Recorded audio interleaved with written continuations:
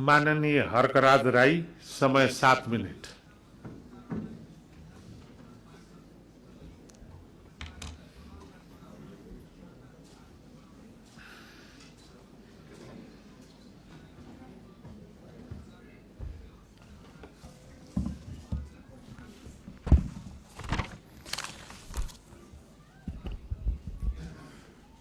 सम्माननीय सभामुख महोदय, सर्वप्रथम त म सबैजनालाई हार्दिक शुभकामना र बधाई ज्ञापन गर्न चाहन्छु। आफ्नो मनको विचार राख्नुभन्दा पनि म जनताले हामीलाई के का लागि यहाँ पठाएका छन् भन्ने बारेमा बुँदागत रूपमा जनताका मागहरू वाचन गरेर सुनाउन चाहन्छु। तर त्योभन्दा पहिला चाहिँ हामीले पक्कै पनि देश बनाउनका लागि, देश परिवर्तन गर्नका लागि भनेर आएका छौँ। सबैभन्दा पहिला आफूले आफैलाई परिवर्तन गर्नुपर्छ भन्छु म। अघिल्लो शपथ ग्रहणको दिन पनि हामी 12 मिनट 46 सेकेन्ड ढिलो थियौँ भने आज 16 मिनट 55 सेकेन्ड हामी ढिलो भएका छौँ। जनताले हामीलाई यसरी ढिलो गर भनेर यहाँ पठाएको हो जस्तो मलाई लाग्दैन। त्यसो भएको कारणले प्रत्येक मिनटको महत्त्व यो सदनले बुझोस्, सरकारले बुझोस्, हामी सबैले बुझौँ। नेपाली हो, नेपाली समय हो, 2 बजीको बैठक 3 बजी जाँदा पनि हुन्छ, 4 बजी जाँदा पनि हुन्छ, जे गर्दा पनि नेपाल हो, नेपाली हो भन्ने खालको जुन भाष्य हामीले मनमा लिएर बसेका छौँ, यही सबैभन्दा मुख्य कारण हो हामीले उन्नति गर्न नसक्नुको। त्यसो भएको कारणले गर्दाखेरि सभामुख महोदय मार्फत म सम्पूर्ण सदन, सरकार सबैलाई ध्यान आकर्षण गराउन चाहन्छु। आउँदा दिनमा हामी बैठक सुरु हुनुभन्दा थोरैमा पनि 5 मिनट अगाडि उपस्थित हुनुपर्छ। म यो माग राख्न चाहन्छु। हामी विभेदको अन्त्य गर्छौँ भनेर यहाँ भनिरहेका छौँ। भर्खरै पनि पूर्ववक्ता माननीयज्यूहरूले थुप्रै कुराहरू राख्नुभयो, आफ्नो मनको कुराहरू। तर यहाँ यही सदनभित्र पनि विभेद भइरहेको छ। सत्ता पक्षले 30 मिनट बोल्दा पनि हुने, 40 मिनट बोल्दा पनि हुने, प्रतिपक्षले अलि सानोले होइन 3 मिनटमा सकिहाल्नुपर्ने, 2 मिनटमा सक्नुपर्ने। हामी पनि जनताले चुनेर पठाएका जनमत प्राप्त जनप्रतिनिधि हौँ। त्यसो भएको कारणले गर्दाखेरि हामीले आफ्ना क्षेत्रका आवश्यकताहरू, आफ्ना तपाईको चाहिँ के अरे मागहरू राख्नका लागि प्रशस्त समय दिनुपर्दछ। त्यो खालको सदन हामीले बनाएर हामीले त्यो खालको सदन अभ्यास गर्नुपर्दछ भन्ने माग राख्न चाहन्छु। म आफ्नो मनको कथा म यहाँ गाउन चाहन्न। अब मेरो आफ्नो मन्तव्य राख्नुभन्दा पनि सरकारले कसो गर्नुपर्ने हो त? हिजो इतिहासमा हामीले के गर्यौं, कसले के गर्यो, कुन नेताले के गर्यो, कतिको तपाईको हामीले सङ्घर्ष गर्यौं, के गर्यौं भनेर भनिरहन आवश्यक छ जस्तो मलाई लाग्दैन। हामी के गरिरहेका छौं आज र भोलि के गर्ने हो भन्नेतर्फ सरकारले आफ्नो नीति तथा कार्यक्रम बनाउँदाखेरि यस्ता कुराहरूलाई पनि समावेश गरोस् भनेर चाहिँ म यहाँ जनताको मागहरू, राष्ट्रिय स्वाधीनताको, हाम्रो सम्प्रभुताको, जनताले चाहेका कुराहरू के कस्ता छन् त भन्ने कुरा म बुँदागत रूपमा वाचन गर्न चाहन्छु। पृथ्वी रहन्जेलसम्म यो देश रहिरहनुपर्छ, हाम्रो देशको चन्द्र सूर्य अङ्कित झण्डा रहिरहनुपर्छ।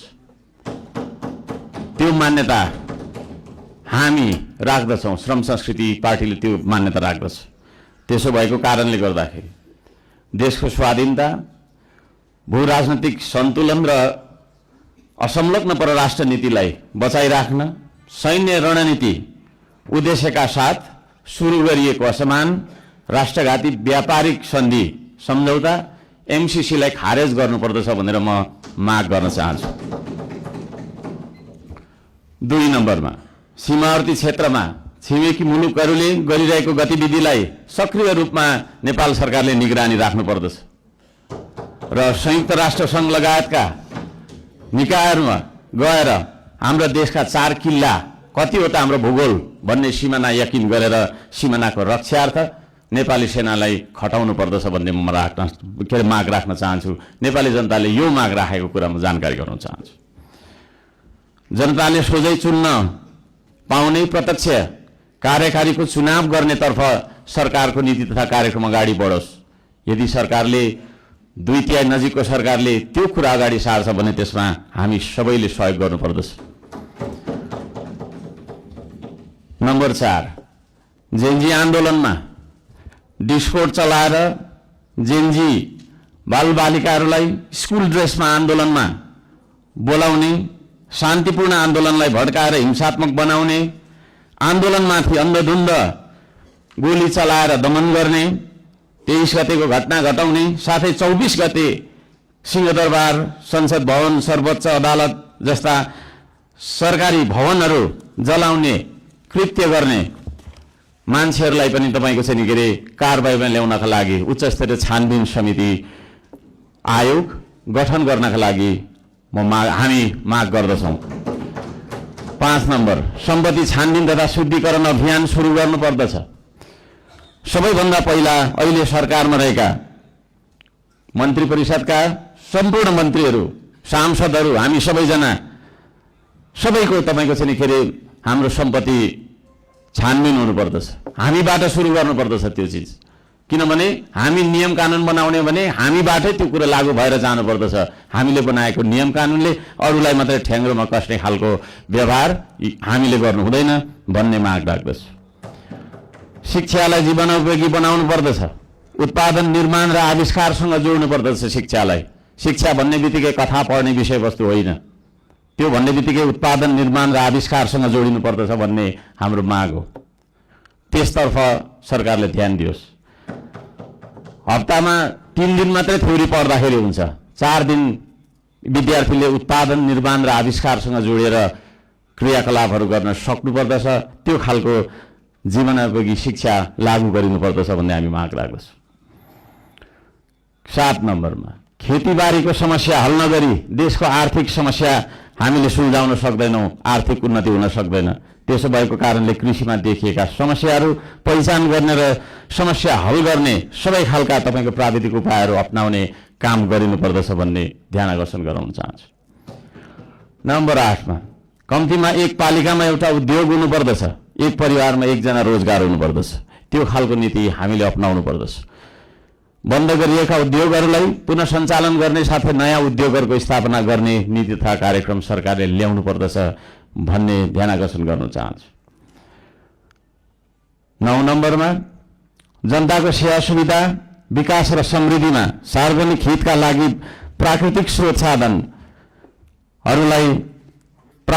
साधन ढुङ्गा, गिटी, माटो, खोला, नाला, खानी, खनिज, वन जङ्गल जस्ता स्रोत साधनका सदुपयोग गर्न पाउने गरी सहज किसिमको चाहिँ नियम कानुन बनाउनु पर्दछ।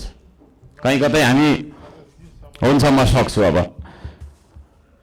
र यी सम्पूर्ण स्रोत साधनलाई परिचालन गरेर चाहिँ हाम्रो देशलाई समृद्ध बनाउनतर्फ हामीले ध्यान दिनुपर्दछ भनेर भन्न चाहन्छु। म यहाँ शुभकामना मात्रै दिनुभन्दा सरकारको नीति तथा कार्यक्रमको कुन दिशामा जानुपर्दछ भन्ने एउटा सल्लाह सुझाव र प्रस्ताव प्रस्तुत गर्न चाहन्छु। प्राकृतिक संरक्षण गर्नुपर्दछ, संस्कृतिको प्रवर्धन गर्ने र प्रवृत्तिको विकास गर्ने नीति सरकारले लियोस्।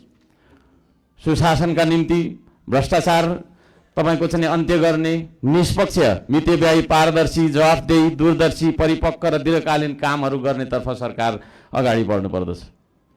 देशभरि शान्ति सुव्यवस्था कायम गर्नका लागि आवश्यक उपायहरू अपनाउन जरुरी छ। खाने पानी, स्वास्थ्य, शिक्षा, सडक, बिजुली बत्ती जस्ता आधारभूत आवश्यकताहरू परिपूर्ति गर्नतर्फ हाम्रो ध्यान जानुपर्दछ। राम्रोसँग अध्ययन नगरी हतार सरकारले ल्याएका कार्यक्रमहरू लागू गर्नु हुँदैन। कुनै निर्णय गर्नु अघि तपाईको प्रतिपक्षी दलहरूसँग सल्लाह गरेर सबै पक्षको उचित सल्लाह लिएर चाहिँ सरकार अघि बढे। निर्णय गर्दै पछि हट्नुपर्ने नियतिबाट होइन सरकार बच्न सक्दछ। अहिले भर्खरै वृद्ध भत्ता, विद्यार्थी संगठन, ब्रिज कोर्स जस्ता सम्बन्धमा निर्णयहरू जुन गरिएको छ यसलाई पुनर्विचार गरियोस् भन्न म चाहन्छु। वृद्ध भत्ताको समयको मापदण्डलाई जुन फेरबदल गर्ने भन्ने कुराहरू आएको छ कार्यसूचीमा, त्यस्ता कुराहरूमा सरकारले ध्यान दिएर मात्रै अगाडि बढ्दाखेरि राम्रो हुन्छ भन्ने माग राख्दछु। सुकुम्बासी भन्दै नागरिकको बासको अधिकारलाई खोज्दै डोजर चलाउने, राज्य आतङ्क फैलाउने चलनको अन्त्य गरियोस्। म त्यो भन्न चाहन्छु। जनताको घर टहरा भत्काउनु हुँदैन। विस्थापन होइन, व्यवस्थापनको नीति सरकारले लागू गरेर अगाडि बढ्दाखेरि सबैले राम्रो हुनेछ। दशकौँदेखि बस्दै आएका भूमिहीन सुकुम्बासीहरूको स्वामित्व दिने गरी लाल पूर्जाको व्यवस्था गरोस् भनेर पनि म भन्न चाहन्छु। किसान मजदुर सुकुम्बासीका समस्या पहिचान गरी समाधानको पहल गर्ने, धनीको मात्रै होइन गरिबको पनि हो यो देश भन्ने खालको आभास हामीलाई हुनुपर्दछ र जनतालाई पनि त्यो आभास भएको हुनुपर्दछ। त्यसतर्फ सरकारले काम गरोस् भन्ने म अनुरोध गर्न चाहन्छु। उपत्यका बाहिर पनि नेपाल छ भन्ने कुरा हामीले व्यवहारबाट जनाउनुपर्छ।